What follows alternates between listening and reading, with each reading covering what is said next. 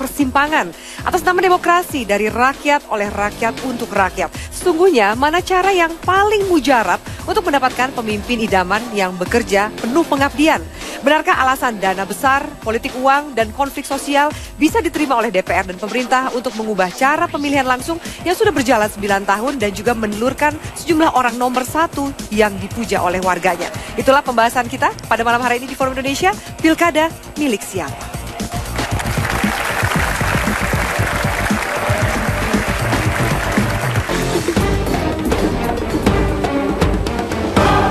Rancangan undang-undang tentang pemilu kada pada akhir masa jabatan DPR untuk mengembalikan pemilihan kepala daerah ke tangan DPRD menuai polemik. Pemilu kada langsung yang telah dilakukan sejak tahun 2005 menggantikan pemilu kada tidak langsung dinilai sebagian besar fraksi parpol di DPR tidak berhasil menciptakan iklim demokrasi yang sesuai untuk Indonesia. Masyarakat mulai curiga, langkah di balik pembahasan rancangan undang-undang pemilu kada ini dapat mencederai pendewasaan demokrasi di Indonesia. Akan tetapi, di balik itu, secara objektif harus kita katakan bahwa ide mengembalikan pemilu kada ke tangan DPRD amat masuk akal. Namun tidak semudah membalikan telapak tangan untuk dapat diwujudkan. Belakangan ini, pemilu kada langsung sungguh menjadi ajang pesta demokrasi di daerah. Ongkos politik dalam pesta demokrasi ini menjadi sorotan publik. Banyaknya transaksi uang yang sangat mencederai demokrasi yang sedang dibangun bangsa ini. Belum luput diingatan, saat Hakim MK juga terlibat politik uang dalam mencari pemimpin daerah. Hukuman menjadi harga mati bagi beliau yang mencoba bermain suara di jalur belakang. Namun hasil pemilu kada secara langsung yang telah dilakukan di Indonesia telah menciptakan sejumlah pemimpin daerah yang diharapkan masyarakat. Seperti Joko Widodo yang saat ini terpilih sebagai Presiden Republik Indonesia. Lalu kita juga memiliki Tri Risma Harini, Basuki Cahayapurnama, Ridwan Kamil, Ahmad Heriawan, dan masih banyak lagi pemimpin daerah lainnya yang dirindukan oleh rakyat, yang mungkin tidak akan terwujud bila sistem pemilu kada tidak langsung diterapkan. Entah mekanisme yang mana yang sejatinya cocok untuk memilih kepala daerah di iklim demokrasi kini. Apakah kepala daerah yang dipilih langsung oleh rakyat atau kepala daerah yang dipilih oleh wakil rakyat di DPRD?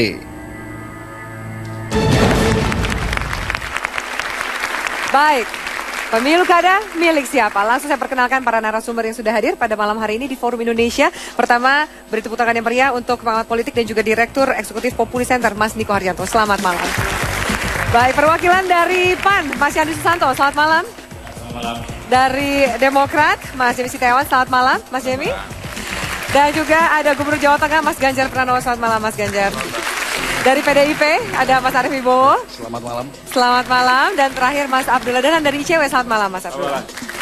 Baik, kita langsung mulai. Ini dikatakan tadi ada, bahkan ada wajahnya Mas Ganjar tadi di VT. Dikatakan Anda adalah hasil dari pemilu kada langsung. Tapi Anda punya statement, Mas Ganjar. Saya catat ini. Anda bilang pemilu kada lewat DPRD ini langkah yang ngawur. Siapa yang ngawur, Mas? Inilah teman-temannya dia ini. Yang ada di sini juga? Ada Pak Arief, ada Pak Yandri nih. Di antara dua ini yang ngawur. Nanti biar diklarifikasi depan mahasiswa. Ini sudah proses panjang loh, Mbak. Untuk sampai pada pilihan langsung itu panjang. Jadi kalau kemudian tadi yang ditonjolkan itu, mana ada yang kepilih itu kalau di DPRD. Saya mengingatkan betul, tidak hanya soal setuju atau tidak setuju. Tapi ini sudah proses yang panjang, yang saya sampaikan. Teman-teman pembuat undang-undang mikir nggak ini? KPU mau dikemanakan? Bawaslu mau dikemanakan? Terus saya tanya lagi, nanti calon perorangan mau masuk lewat mana? Omong kosong semua lah. Nah, kita jangan terlalu banyak berbohong dengan membulet-buletkan argumentasi, sehingga seperti itu kondisinya. Dulu teman-teman yang bicara sekarang kembali ke DPRD itu boleh dibuka filenya. Mereka dulu pilihannya langsung semua, hanya pemerintah yang mau di DPRD. Kalau nggak salah sama Demokrat waktu itu. Karena Demokrat nggak enak sama pemerintah kan.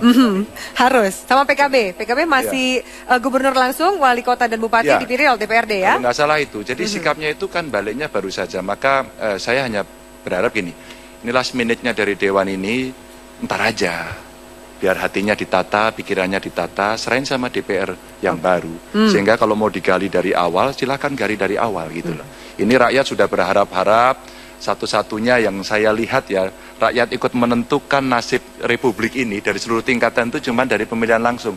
Wong bahas anggaran dia juga nggak terlibat kok, bahas perda juga enggak kok. Tinggal satu ini aja daulat yang dia miliki, masa mau dipangkas juga. Oke, jangan sampai dipangkas, itu hak dan juga pesta rakyat seperti itu. Nah, Mas Yandri, Anda dari PAN, ini PAN termasuk juga yang berubah di tikungan. PAN itu dari awal yang paling ngotot langsung ya? Iya kan? Kemudian berubah nih jadi DPRD. Ya, saya kira ada apa nih Mas Yandri? Jadi sebenarnya PAN juga nggak ngotot-ngotot amat gitu loh. Nggak ngotot-ngotot berarti bisa berubah juga sampai tanggal 25 ini kan gitu sudah ya? 2 tahun kita bahas ya kan, sudah lama juga. Jadi kita juga mengamati fakta di lapangan bahwa memang betul 9 tahun ini banyak pemilu kada langsung itu meninggalkan jejak yang tidak baik, ya kan?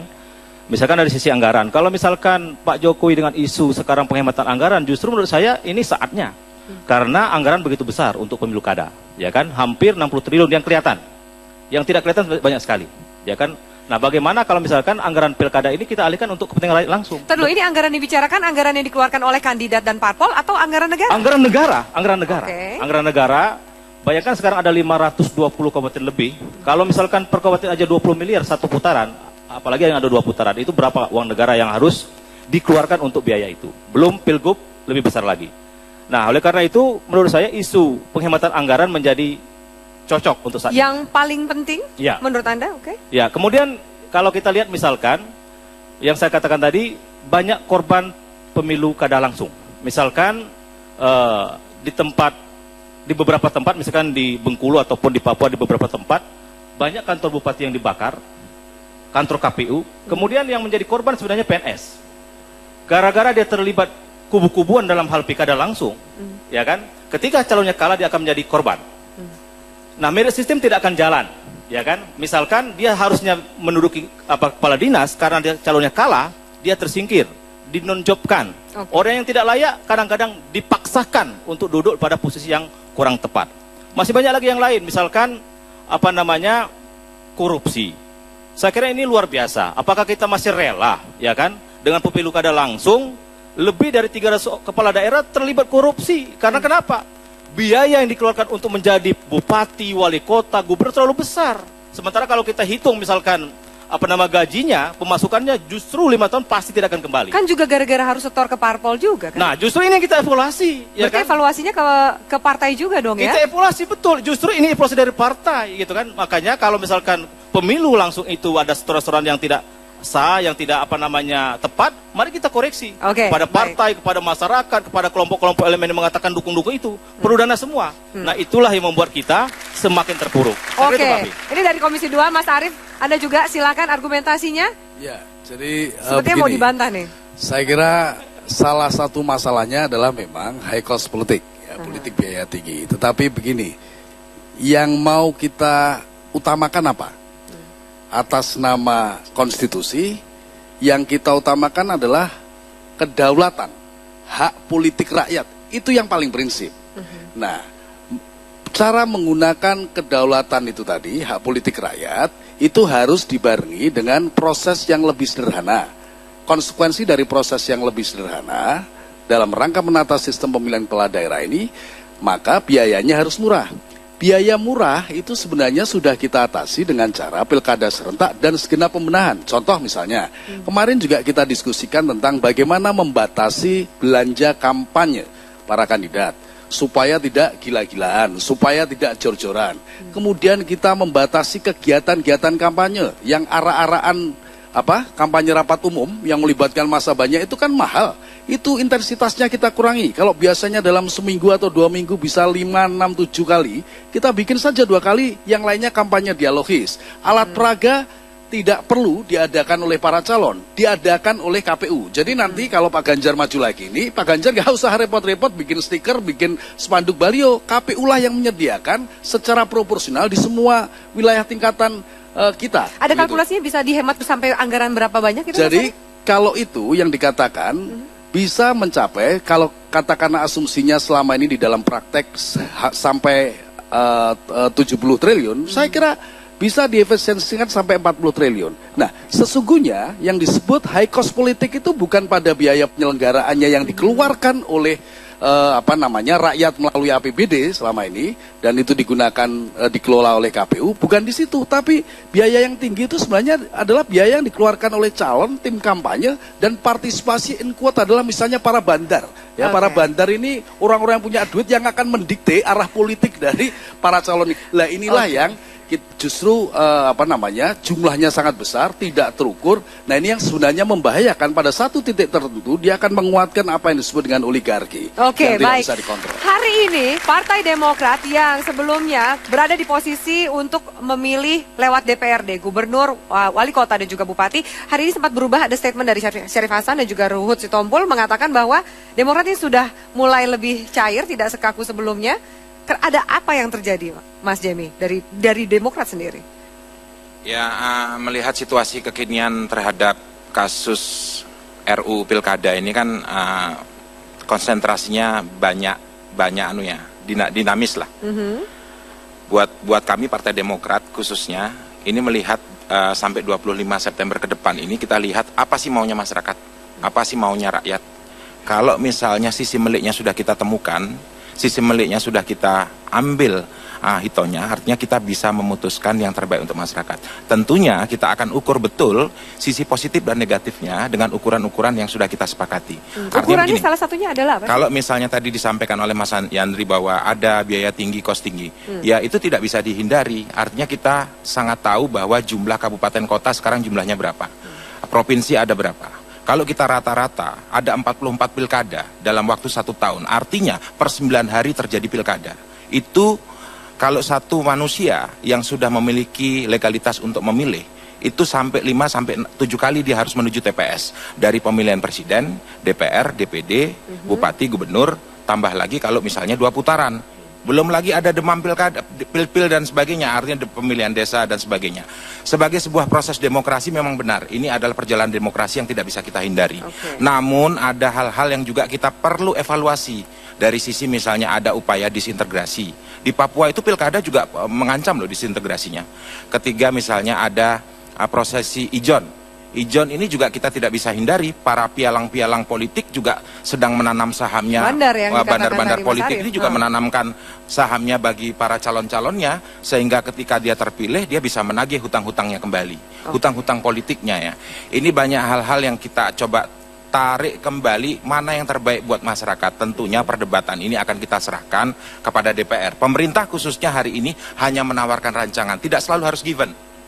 Presiden SBY hari ini dengan pemerintahannya melalui Mendagri menawarkan, kalau misalnya itu yang terbaik yang akan diputuskan oleh DPR, ya go ahead, kita ambil. Kalau misalnya itu diputuskan harus voting dan tidak disetujui, ya ayo kita tanggung bersama resiko ini. Kira-kira seperti itulah. 25 September adalah penentuan sikap kita. Menuju 25 September ini kita melihat yang terbaik untuk rakyat yang mana. Oke, jadi masih ada lobby-lobby politik, masih ada negosiasi. Apa kata ICW dan juga pengamat politik? Kita lanjutkan Forum Indonesia sesaat lagi.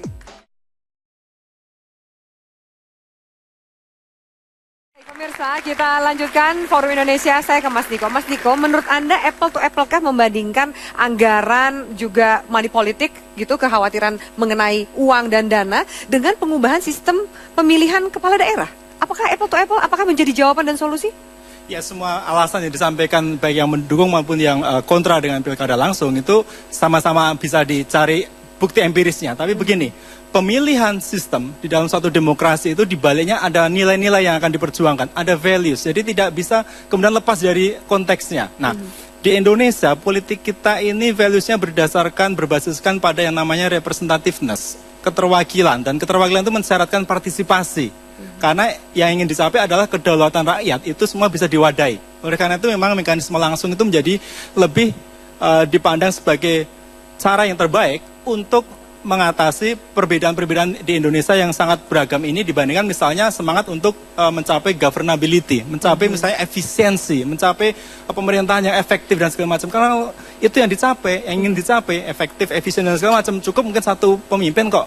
Anggota DPR mungkin cukup 10 aja, nggak usah banyak-banyak misalnya seperti itu, lebih efisien lagi. Tapi itu bukan yang kita cari. Nah, kemudian saya kira hal yang lebih penting lagi dalam konteks perdebatan ini, itu adalah kembali pada motivasinya. semua sistem itu ada kekurangan kelemahannya. Nggak ada yang namanya demokrasi yang sempurna. There is no zero defect demokrasi. Nggak ada yang demokrasi tanpa cacat, yang tanpa kekurangan. Sistemnya itu ada semua kelemahannya. Tapi motivasinya apa? Kenapa kok tahu-tahu kemudian berbalik? Misalnya dulunya ya langsung, kemudian seolah mencari kesalahan kekurangan di cara yang langsung ini, kemudian untuk membenarkan peralihan sistem, bukannya untuk membenarkan misalnya pembenahan. Ya, padahal kita tahu sebenarnya sistemnya itu tidak jelek-jelek amat. Toh kita udah menghasilkan banyak pemimpin yang bagus, bahkan termasuk dalam tempo 9 tahun kita menghasilkan presiden yang merupakan hasil, ya, presiden terpilih ini hasil dari pilkada langsung ini, gitu kan. Dan pembenahannya itu sebenarnya juga tidak sulit-sulit amat, ya. Mulai dari penggunaan sistem yang lebih modern lah, ya.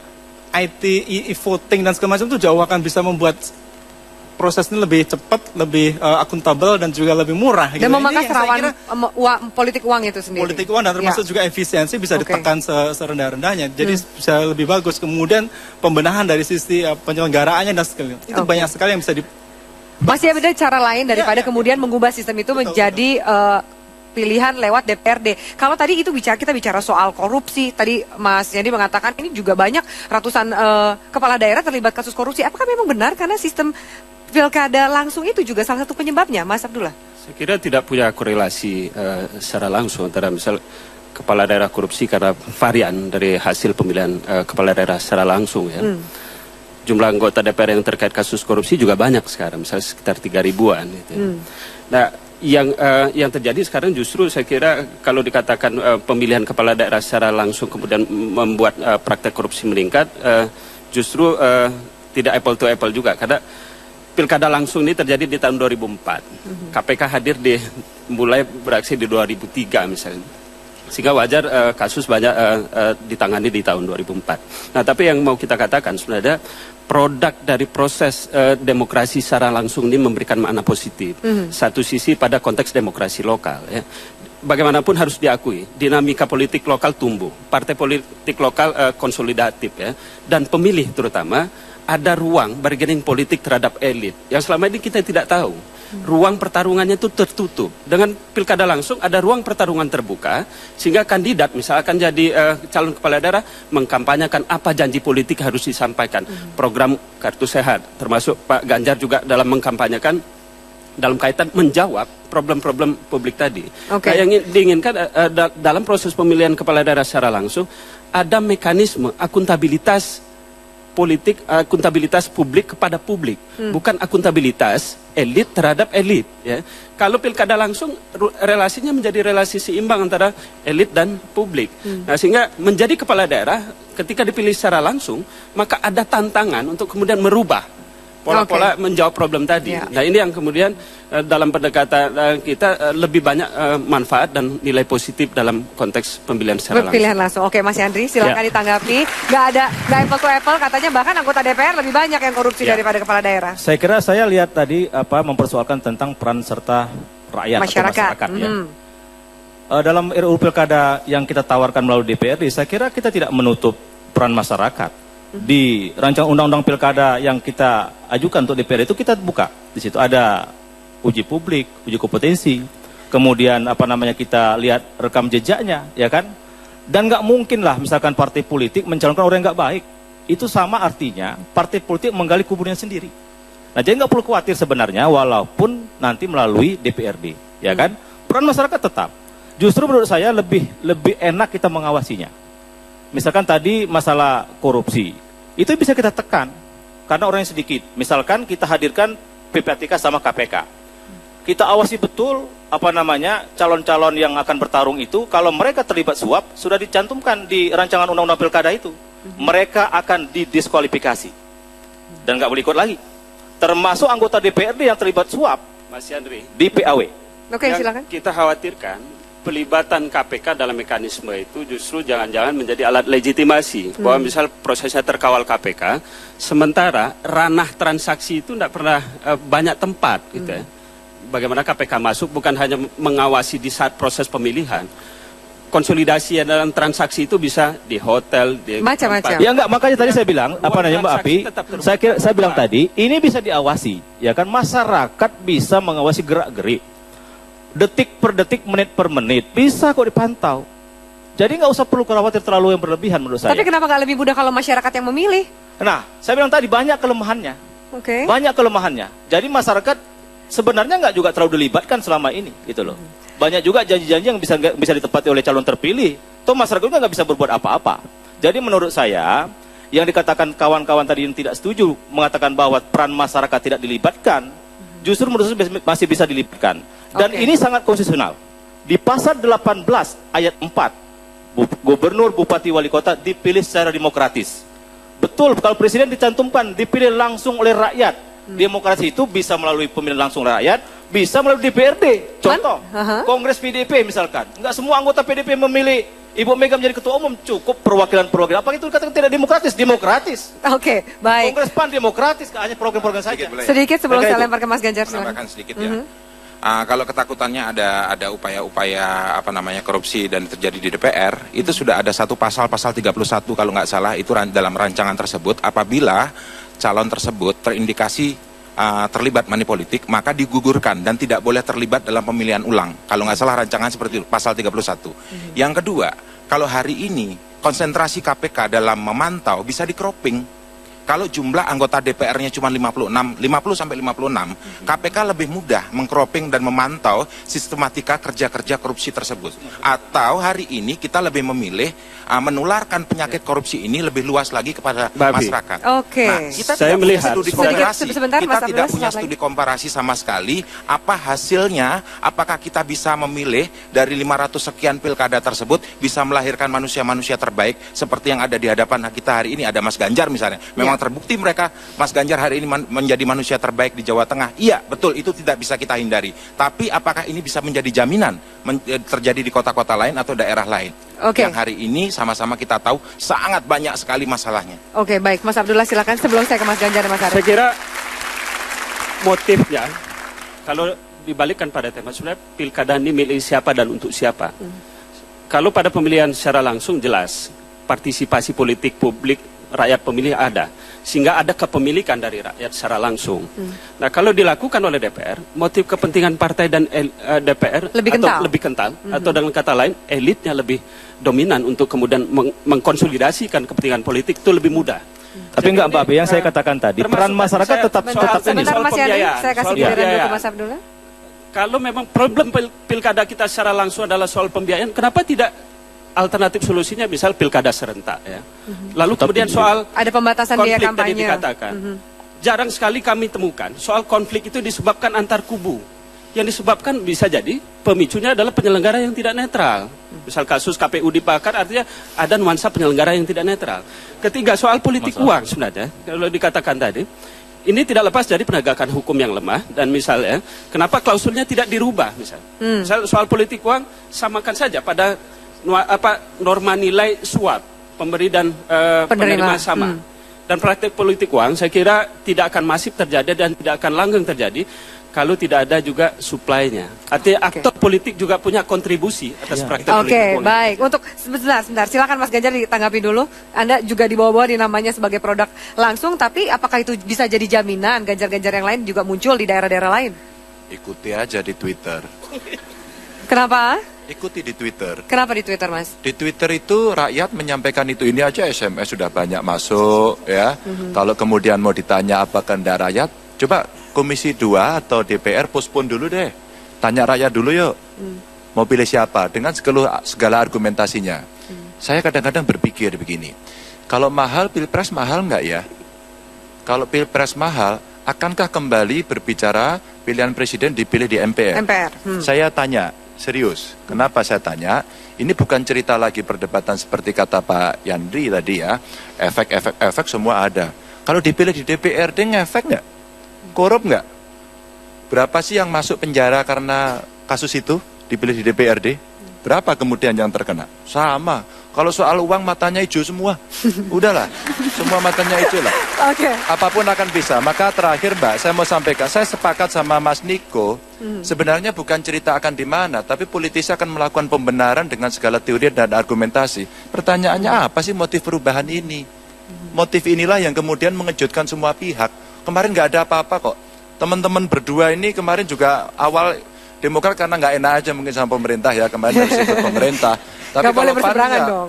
PAN ini kan paling liberal sebenarnya, dari dulu ingin semuanya serba langsung. Maka ketika kemudian kita mau muncul pada persoalan, yuk kita benahi, yuk ini masyarakat makin dewasa loh, pendidikan politik makin bagus loh, tiba-tiba dicabut lagi untuk dikembalikan begitu. Oke, baik. Baik, nanti ditanggapi.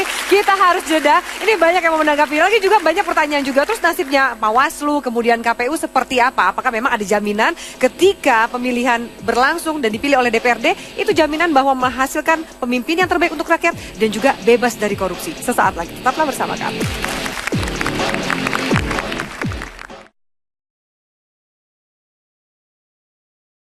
Baik, kita lanjutkan Forum Indonesia ini semakin panas dialognya. Dikatakan tadi ada motifnya seperti apa? Mas Niko, Anda mau menanggapi, silakan.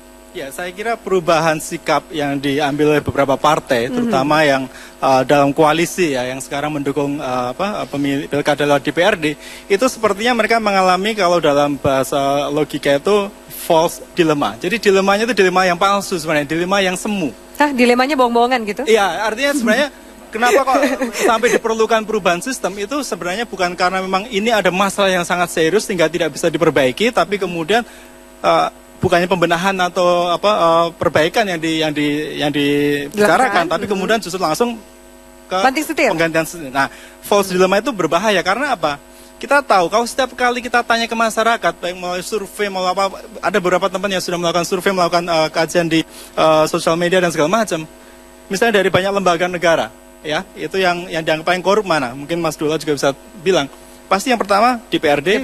Atau DPR, kemudian partai politik. Nah, sekarang kalau pilkada ini mau dikembalikan kepada DPRD misalnya, di situ peran partai juga kuat. Sementara di dalam konteks pembicaraan sekarang ini tidak disangkutkan juga dengan bagaimana memperbaiki partai politik, memperbaiki akuntabilitas DPRD, bagaimana juga dengan tata kelola pemerintahan di daerah. Artinya apa?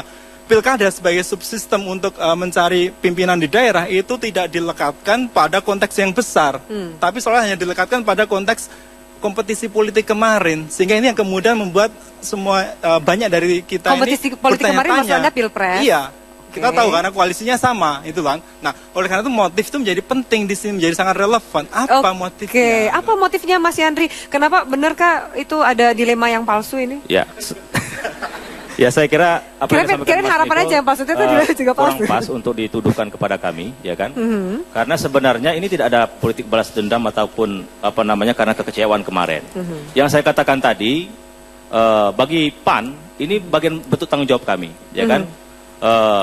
Evaluasi menyeluruh menurut kami, pilkada langsung ini banyak mudaratnya. Inilah bentuk tanggung jawab moral kami kepada bangsa ini. Gitu. Ini positioningnya PAN ya? Iya, jadi kalau kami biarkan yang saya katakan tadi banyak masalah, justru ya kami ikut berdosa gitu loh. Nah, oleh karena itu kami ingin mengevaluasi secara menyeluruh bahwa perlu kita lakukan perbaikan-perbaikan dan yang paling tepat yang saya uraikan tadi, kita kembalikan lagi kepada DPRD dengan tetap melibatkan peran serta masyarakat. Mas Yandri, kami punya catatan, ini kan banyak kepala daerah yang kemudian bereaksi atas bergulirnya RUU Pilkada ini. Catatan kami sudah ada 3 kepala daerah dari PAN loh Mas. Saya sebutkan namanya, ada Awang Ishak, Bima Arya, dan Suyoto yang mengatakan bahkan keluar dari PAN dan tidak setuju dengan posisi yang diambil oleh partainya sendiri. Ya, saya kira itu bagian dari dinamika. Silakan. Mbak Pi, bagian itu dari dinamika. Ya, jadi di PAN juga terbuka. Tidak ada juga pemaksaan kehendak masing-masing anggota partai. Jadi ini kan posisi elit nih DPR, tapi tidak menurunkan garis komando atau positioning yang sama dengan kepala daerah yang berasal dari partai Anda? Ya, saya kira perbedaan itu kita hormati, tetapi kan partai harus mengambil keputusan gitu kan, harus punya posisi gitu loh, ya kan. Nah, berdasarkan juga banyak, kita juga tidak serta-merta A atau B, enggak, ini kan proses yang panjang. Kita juga sering ke daerah, juga sering terima masukan, ya kan. Saya kira kalau masyarakat juga dijelaskan tentang manfaat dan mudaratnya, saya yakin mereka juga banyak setuju kok kepada DPRD. Ketika kan bagaimana kepentingan kan, misalkan lembaga survei, mungkin mereka yang tanyakan, ya mungkin memang diarahkan supaya langsung terus, ya kan. Coba kalau diarahkan misalkan begini-begini untuk pemilihan DPRD lebih bermanfaat, mungkin masyarakat akan lebih Mas, ini yang mengatakan tidak setuju dengan positioning PAN untuk memilih lewat DPRD, bahkan ada yang mengundurkan diri, kepala daerah Awang Ishak, Bima Arya, dan Suyoto ini nasibnya bagaimana ke depan? Ya, saya kira masih kita buka dialog-dialog yang sifatnya argumentatif, nggak ada masalah saya kira. Mungkin perlu diskusi-diskusi lebih lebar lagi, lebih mendalam lagi, ya kita hormati perbedaan itu dan nggak ada Oke. masalah menurut saya. Menjadi masukan untuk partai. Silakan Mas Arief. Setelah ini baru Mas Ganjar. Saya kira hal yang paling penting yang mesti kita garis bawahi apa yang sudah dijelaskan secara gamblang oleh Mas Niko tadi. Jadi supaya yang ada di sini dan para pemirsa tahu apa yang sebenarnya sedang terjadi, yang kami alami dan kami rasakan. Jadi memang kita ada problem pada aspek motif tadi, ya modus. Jadi ini bukan perdebatan ini sudah lama ya, kita sudah menimbang tentang baik buruk kalau dipilih lewat mekanisme perwakilan, kalau langsung dan lain sebagainya. Nah pada prinsipnya tadi juga sudah diingatkan bahwa setiap bangsa itu selalu memilih sistem yang paling cocok. Paling cocok itu bahasa kiainya gampang, lebih banyak manfaat ketimbang mudorot, kan begitu. Lebih banyak didukung ketimbang ditolak, kan kira-kira begitu. Nah karena itu sebenarnya kita bisa menilai ini, kenapa tiba-tiba kalau dulu kita lihat TV itu ada mendadak dangdut. Nah itu tiba-tiba ada belok ini, ada apa, terus kemudian argumentasi dibuat-buat. Kita sudah sampaikan sebenarnya bahwa semua saya kira Mbak Api argumentasinya nggak dibuat-buat, loh fakta loh yang saya sampaikan tadi. Nggak dibuat-buat, nggak ngarang-ngarang loh Pak Arif. Tentang bagaimana Fakta cara itu. pemilihan Baik, langsung sebentar, dan Mas Yandri. bagaimana tentang pemilihan melalui DPRD. Ya. Kita sudah sama-sama mengkritisi. Kita semua ini orang partai. Pak Yandri orang partai, saya orang partai. Sepanjang partai memang belum betul-betul hebat, ya. Kalau bahasa Bung Karno, sehebat-hebatnya melakukan seleksi dan rekrutmen, ya, yang kemudian melahirkan para orang baik, orang yang mengedepankan altruisme sosial, kebaikan bersama, maka memang selalu ada masalah. Nah, pada konteks itulah, begitu partai memang belum mampu seperti itu, maka pilihan dengan instrumen langsung inilah yang paling cocok, inilah yang paling diingini rakyat, dan ini match kompatibel dengan kepentingan rakyat yang lebih maju. Saya kira begitu. Tadi sejenak saya dengar Mas Ganjar, wah celaka ini. Apa yang celaka Mas Ganjar? Cilaka. Ahok melakukan itu. Ya, Bima Bima Arya Arya melakukan mengancam itu, ya kan? Saya nggak yakin antara konsolidasi partai dan keputusan elit. Saya mau sampaikan saja, kenapa saya agak serius soal motif. Pak Yandri jujur aja Pak, ini ditonton rakyat Indonesia loh. Kalau Anda nggak jujur bahaya. Begini, kenapa saya sampaikan? Saya dulu pernah diamanati oleh teman-teman ini menjadi ketua pansus undang-undang MD3. Mbak, saya negosiasi agar pemenang pemilu otomatis menjadi ketua karena dulu pengalamannya semua bernegosiasi terjadi sesuatu yang di belakang layar. Kita itu sampai meyakinkan Demokrat itu susahnya minta ampun. Tapi begitu itu melampaui pembahasannya pileg, Demokrat menang, saya pikir Ada pendapat baik. Mas Ganjar ada benarnya. Nah, sekarang, ini saya sampaikan, sekarang itu terjadi silakanlah, jangan kami berempat, berdua ini aja yang menganalisis. Mas Niko analisis lah. Perubahannya ini waktunya kapan? Apakah terjadi sebelum Pilpres? Enggak. Sebelum Pilpres Anda masih setuju langsung. Jadi kalau Kalau sebelum Pilpres, PKB juga tidak langsung loh Pak Ganjar. Pan saja. Sekarang berubah loh. Nggak usah bawa Nggak, PKB. artinya kalau kita menuduh Bukan, yang bukan. belok-belok, ada juga yang belok gitu loh. Enggak apa-apa. Anda belok enggak? Kita enggak, belum. Kita nanti dulu. enggak, sebentar. Kita memang belum mengambil keputusan. Nanti Oh, dulu. Belum pernah mengambil keputusan. Belum mengambil keputusan. Masih proses gitu loh. Enggak. Dari awal kita kan punya demnya. Wong saya waktu itu masih kos di DPR kok. Sekarang saya Enggak. sudah kembali. Sekarang udah pindah ke Jawa Tengah. Kan belum Oke. pernah mengambil keputusan, Baik. belum pernah. Baik, Nah, baik. kita Saya mau masih coba mengkaji nanti, lebih Pak. mendalam, Baik. Mbak Api. Jadi belum Baik. pernah ada keputusan, Pak Ganjar. Belum ada. Iya, belum tapi ada. sikap Anda kan pertama mendukung toh. Terus Pemilihan berubah. langsung kan? Oke. Ya dulu karena hasil evaluasi. itu Enggak aja. betul. Oke, Pan baik. ini, enggak sebentar. No. Pan ini memang mempelopori pemilihan langsung, tapi setelah dievaluasi 9 tahun ini Mbak Api, Pan Enggak. melihat banyak Pak Yandri. kelemahan dan kekurangan gitu. Pak Yandri, Anda evaluasinya kapan? Waktu Mbak Dem kan Anda masa ngevaluasi. Waktu Mbak Waduh. Dem kan sudah Enggak, keluar. belum pernah Celaka Pan ini. mengatakan harus langsung, enggak. Masih kita melihat perkembangan yang ada. Waktu Oke, menyusun baik. Dem itu kan sudah dengan argumentasi partai kan. Oke. Sampai keluar pilihan bahwa ini argumentasi saya. Enggak, belum pernah diputuskan loh Pak Ganjar, belum. Baik, baik. Enggak, gini Mbak, saya mau gini loh. Maksud saya publik mesti kita berikan tontonan. Perubahannya itu kapan? Periodisasi perubahan menjadi catatan penting politik karena sikap itu yang bergeser. Dan itu diawali dari pemilu dulu, kalah. Setelah kalah merubah MD3 agar PDI Perjuangan tidak jadi ketua. Terus DPR. kemudian digeser kepada pilkada. Nggak tahu setelah itu apa lagi. Nggak, publik harus dikasih berita-berita jujur gitu. Oke, nah lu. Yang jujur mana, yang bohong mana nih, gawat. Mas Yandri, saya kasih kesempatan Anda satu kali sebelum saya ke Mas Jamie. Silakan Anda mau menanggapi. Ya, saya kira saya katakan tadi prosesnya panjang, Mbak Api. Jadi belum pernah PAN itu memutuskan langsung atau tidak langsung, ya kan? Termasuk oleh karena itu kita banyak menerima masukan-masukan gitu loh. Jadi belum pernah misalkan PAN harus langsung, enggak.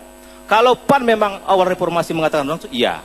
Nah, yang saya katakan tadi inilah bentuk tanggung jawab moral PAN untuk hasil evaluasi tadi banyak mudaratnya, mari kita kembalikan. Dan ini sesuai dengan Pancasila kok. Sila keempat. Kerakyatan yang dipimpin oleh hikmat kebijaksanaan dalam permusyawaratan, perwakilan. Oke. Jadi sangat konstitusional gitu loh. Pak Yandri boleh tanya nggak? Jadi DEM PAN pada saat sebelum pemilu, DEM pertama yang dibahas 2 tahun yang lalu itu langsung atau di DPRD? DEM-nya? DEM PAN belum pernah menyebut secara saklek langsung atau tidak langsung. Kita tetap pada menganalisa dengan opsi-opsi yang paling menguntungkan untuk rakyat. Oke, baik. Kalau urusan DEM meskipun berubah itu ya biasa politik ya. Tetapi DEM-nya itu langsung. Saya sejak menjadi anggota DPR bersama Pak Ganjar, bersama teman-temannya Pak Yandri nggak pernah pindah ya di Komisi 2. Jadi kita hafal betul. Dan kebetulan saya juga ada di Panjas itu. Jadi begitu itulah yang saya sebut sebagai mendadak dangdut tadi. Ada apa? Baik, oke. Apa motifnya? Mengapa? Ya kan untuk tujuan apa? Nah ini saya kira kita perlu menyehatkan kembali demokrasi kita. Jadi kalau kita mau berdiskusi pada tataran yang relatif normatif, teori dengan berbasis teori tetapi juga berkaki di bumi, maka mesti jernih. Jadi kalau jernih itu enak. Tetapi kalau sudah karena, wah pokoknya gimana caranya lu gua habisin lah, itu yang repot. Waduh, gawat, ditahan dulu, kenapa langsung dihabis-habisi? Saya akan lanjutkan, usai jeda berikut ini, apa kemudian solusi yang terbaik bagi rakyat Indonesia dalam berdemokrasi? Sesaat lagi di Forum Indonesia.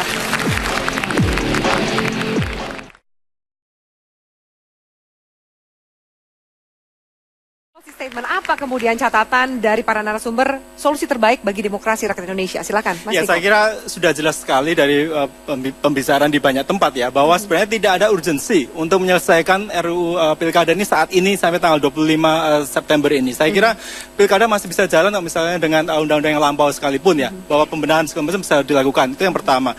Yang kedua, saya kira ini menjadi sangat krusial bagi pemerintahan Pak SBY ini. Sebenarnya mau meninggalkan legacy seperti apa sih gitu ya? Kalau memang mau meninggalkan legacy demokrasi langsung, ya memang harusnya konsisten. Karena bagaimanapun juga kita tahu bahwa Pak SBY ini adalah satu-satunya presiden yang kita miliki sebagai produk dari pilpres langsung dan juga 2 periode nggak ada masalah. Sehingga kalau memang mau smooth landing dan mau meninggalkan legacy untuk negara ini dalam jangka panjang, memang harusnya kembali pada tetap pilkada langsung. Oke, SBY dan warisannya. Silakan Mas Yandri. Ya. Apa malam ini jajan PAN berubah habis tadi berdebat dengan ya, yang kami tawarkan tadi, jadi dari hasil evaluasi, kami berkeyakinan kembali ke DPR itu adalah pilihan yang tepat, ya kan? Sehingga demokrasi yang kita bangun betul-betul sehat, bermartabat, dan saya katakan tadi, rakyat tidak pernah akan kita tinggalkan, dan tidak perlu cemas bahwa ini adalah solusi yang terbaik yang kita tawarkan. Dan ini urgent untuk PAN. Ya. Untuk PAN. Baik, terima kasih. Tepuk tangan untuk Mas Yandri Susanto. Silakan dari Demokrat. Ya, kalau tadi disampaikan bahwa Mas Yandri ini mendadak belok, teman-temannya Mas Ganjar juga banyak yang mendadak belok kok. Biasa aja dalam politik tuh, tidak equal lah. Artinya yang mau saya sampaikan adalah pemerintah hanya menawarkan rancangan, keputusan akhir dikembalikan di DPR. Apa yang akan diputuskan di DPR, marilah kita ambil sisi melik terbaiknya untuk masyarakat. Hitung positif dan negatifnya yang betul-betul bisa kita ambil yang terbaik buat masyarakat yang mana. Manakala misalnya nanti pemilihan langsung ini bisa ditunjuk di DPR ataupun pemilihan langsung akan kita kembalikan pada proses yang lama 9 tahun terakhir ini, ya ini negosiasi akhir politik lah ya jawabannya. Jadi masih ada lebih-lebih politik. Ya 25 September kan masih lama lah. 25 September masih lama. Oke, baik. Yang terakhir saya mau sampaikan satu hal lah. Oke. Pemerintah sudah berupaya sebaik mungkin untuk soft landing dalam pemerintahan SBY. Soft landing. Artinya segala upaya yang terbaik sudah diberikan dan diupayakan untuk melakukan yang terbaik buat masyarakat. Baik, terima kasih Mas Yandri. Mas Abdullah dulu silahkan. Saya kira karena proses RUU ini menyangkut tentang masa depan demokrasi lokal, maka penting soal keberpihakan rancangan undang-undang ini juga dalam masa depan demokrasi kita. Oleh karena itu saya kira DPR jangan memaksakan opsi yang mereduksi proses demokrasi. Sehingga kalau melihat opsi sekarang pemilihan kepala daerah secara langsung memberikan banyak nilai positif tadi yang kita jelaskan, saya kira tidak ada pilihan lain. Ya. untuk memberikan ruang keberlangsungan pada demokrasi langsung ini. Kedua, terakhir, soal posisi pemerintah. Saya kira penting ketika dinamika keinginan publik tetap ingin mempertahankan soal pemilihan kepala daerah secara langsung. Saya kira karena saham pemerintah 50% dan kejelasan posisi pemerintah juga harus jelas. Oleh karena itu Presiden SBY harus jelas mengambil posisi politik untuk mendukung pada pemilihan presiden secara langsung. Baik, Mas Arief silakan. Ya, pertama saya ingin sampaikan menggarisbawahi bahwa mari kita melakukan perubahan terhadap segala hal, termasuk sistem politik kita. Ini menyangkut paket undang-undang bidang politik yang di dalamnya adalah ada undang-undang pilkada pada periode yang akan datang supaya lebih nahter, lebih jernih, lebih clear, lebih dengan sikap batin yang juga jelas. Itu yang pertama. Yang kedua tentu kalau boleh merayu sedikit, mari kita kembali kepada jalan yang seharusnya. Ini merayu siapa nih Mas Arief? Merayu teman-teman, Pak Yandri dan kawan-kawan. Biar jelas. Ini yang dikatakan Pak Jimmy, kita masih punya waktu agar kita kembali pada pemilihan kepala daerah secara langsung, karena ini merupakan harapan rakyat. Kembali ke jalan itu saya kira sesuatu yang tidak memalukan, ini demi kepentingan bangsa. Mas Ganjar silakan terakhir. Pak Jimmy, pemerintah itu sudah balik loh, sekarang sudah minta langsung loh. Jadi Anda catatannya agak keliru tadi. Pemerintah itu sekarang sudah langsung, jadi waktu DPR dulu diminta untuk dipilih di DPRD tidak setuju, pemerintah sudah ngalah. Nah, ini sekarang pemerintah itu diajak balik lagi. Jadi sebenarnya gini aja, inilah bolak-balik, ini kayak setrika aja ini, maju mundur, maju mundur. Saran saya gini, itu situasi kebingungan. Kebingungan dalam situasi emosional, jangan memutuskan sesuatu. Tunda saja, tunggu DPR besok. Oke, baik. Tepuk tangan untuk para narasumber, terima kasih banyak. Semoga diskusi kita bermanfaat dan juga memberikan kejernihan dan pencerahan untuk rakyat. Pemirsa, dicari pemimpin yang amanah, mengabdi dan bernyali. Lalu lewat cara dan mekanisme apa yang bisa menghasilkan para kepala daerah terbaik. Lakukan kalkulasi dan kaji dengan teliti, jangan hanya karena landasan ambisi kita mengorbankan demokrasi atas nama rakyat Indonesia. Saya Afiani Malik undur diri. Salam Forum Indonesia. Selamat malam.